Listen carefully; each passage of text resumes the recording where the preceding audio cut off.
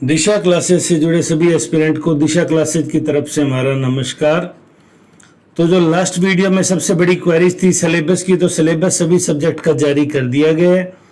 तो इसमें जनरली मैं बात करूं, जैसे स्क्रीनिंग टेस्ट में टोटल नंबर ऑफ एमसीक्यू 100 रखे जाते हैं। 100 एमसीक्यू स्क्रीनिंग टेस्ट का सवाल का पैटर्न रहेगा और 10 यूनिट में डिवाइड किया गया सिलेबस को। अब इसमें बच्चे क्या करते हैं, कॉमन सेंस लगा लेते हैं कि 10 यूनिट का मतलब हर यूनिट से 10 सवाल। होना भी यही चाहिए और लगभग होता भी यही है। लेकिन होता क्या है कि जैसे हरियाणा में एग्रीकल्चर ऑफिसर की जो रिक्रूटमेंट आई थी, उसमें प्लांट फिजियोग्राफी, जेनेटिक इंजीनियरिंग और प्लांट ब्रीडिंग 3 यूनिट में से 90% पेपर पूछ लिया गया था, जिसकी वजह से 650 के करीब सीटों में शायद 60-70 लोग ही क्वालिफाई कर पाए थे और काफ़ी विवाद हुआ था, काफ़ी बवाल मचा था। तो ये बात यहाँ बताने का मेरा आपको मकसद है कि आप सिलेबस में अपने जिस चीज़ को एचपीएससी ने क्लैरिफाई नहीं किया, अपने स्तर पे अपनी बालक बुद्धि से कोई तर्क ना विकसित करें कि ये हर यूनिट से 10 आएगा, मैं 8 यूनिट कर लेता हूँ या 9 यूनिट कर लेता हूँ, एक थोड़ा कम कर लूँगा। सभी यूनिट को बराबर महत्व दिया जाएगा, लेकिन किसी भी यूनिट से ज़्यादा भी यहाँ पूछा जा सकता है। तो इस तरह की बातें हम दिशा क्लासेस पे करेंगे। व्हाट्सएप ग्रुप में चैनल पे नए हैं तो आप सब्सक्राइब करके बेल आइकन भी दबा लें।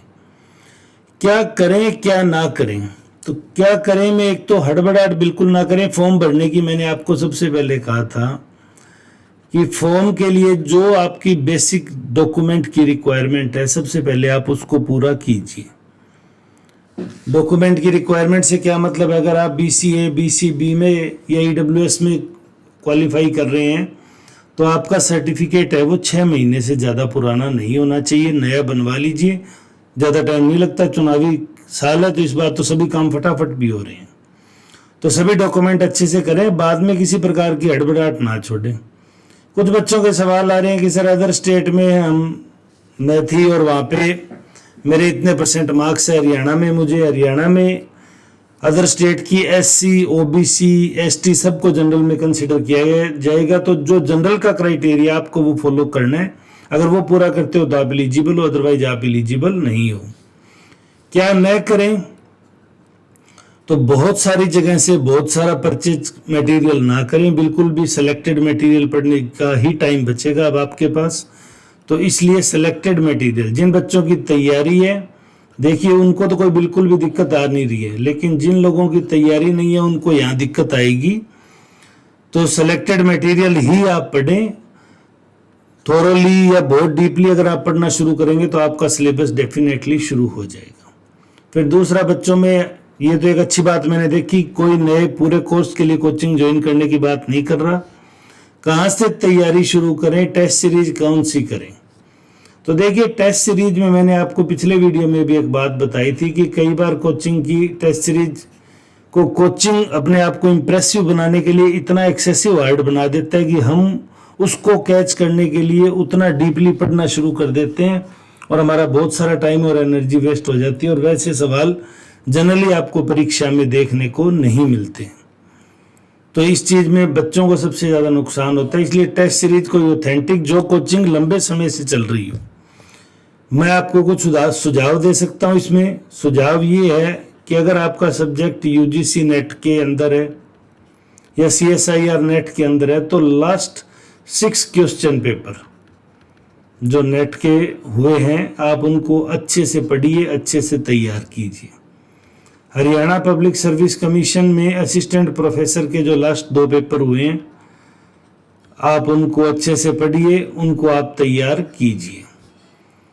बगल की पीएससी में बात करूं मैं, आरपीएससी ने ऐसे कॉलेज प्रोफेसर की पूरी करवाई है recruitment, UP PSC, Himachal PSC और उत्तराखंड पीएससी। चलो इसमें आप एमपी को भी ऐड कर सकते हो। इन 5 पीएससी में जो लास्ट पेपर हुआ है असिस्टेंट प्रोफेसर का, आप उसके सवाल कीजिए, यानी 5 क्वेश्चन पेपर आपके यहां से तैयार हो जाएंगे। इतने आपको मिनिमम करने हैं स्क्रीनिंग के लिए। उसके बाद आप अपना सब्जेक्ट पढ़िए, मैं ये नहीं मना कर रहा, लेकिन एटलीस्ट 6 पेपर, ये 600 सवाल, 200, 800 सवाल और 500, लगभग 1300 से 1500 सवाल आपको इनको पढ़िए और इन टॉपिक को आप अच्छे से तैयार कीजिए। अब मेंस में बच्चे पूछ रहे हैं सर मेंस में किस तरह का आता है, तो मैं पहले बता दूं मेंस में डिस्क्रिप्टिव आएगा।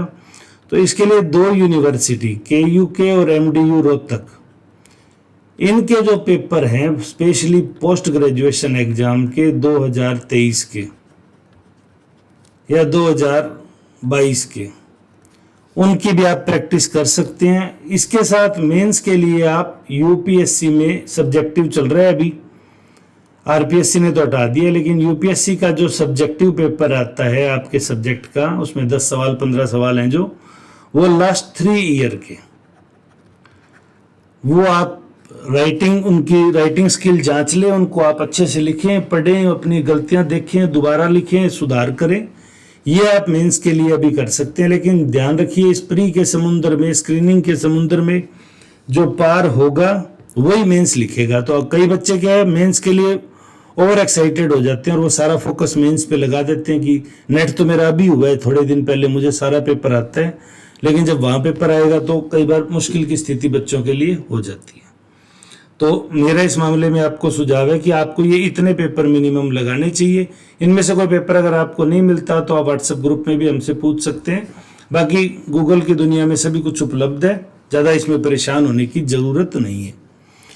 फिर से एक कॉमन सवाल जो कमेंट सेक्शन में बार बार पूछा जा रहा है कि सर एग्जाम की संभावित तारीख, तो मैंने कह दिया एग्जाम का शेड्यूल सितंबर की जिस तारीख से आ गया उसके बाद कभी भी आपका एग्जाम लिया जा सकता है। यानी 27 को जब आप फॉर्म भरेंगे, आप उसके बाद अपने आप को मानसिक रूप से तैयार मानिए कि आपकी परीक्षा कभी भी संभावित है, आपकी परीक्षा कभी भी हो सकती है।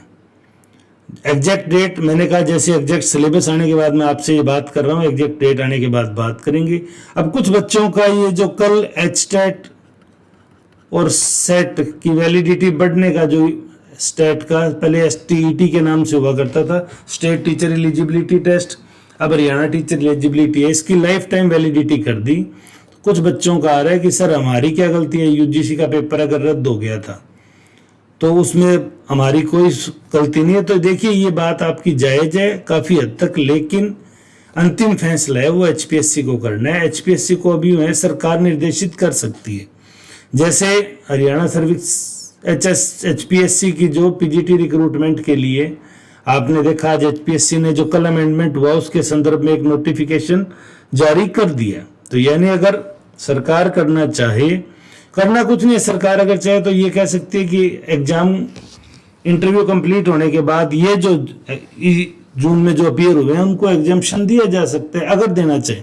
बाकी मैं व्यक्तिगत रूप से आपको बताऊं ये बहुत मुश्किल है, मुश्किल नहीं बहुत ज़्यादा मुश्किल है। ऐसे एडवर्टाइजमेंट में चेंज करना अपने आप में एक महाभारत होता है, वकीलों का द्वार खुल जाता है, कोर्ट में बहुत रिटें लगती है, सारी भर्ती है उसका कचरा हो जाता है।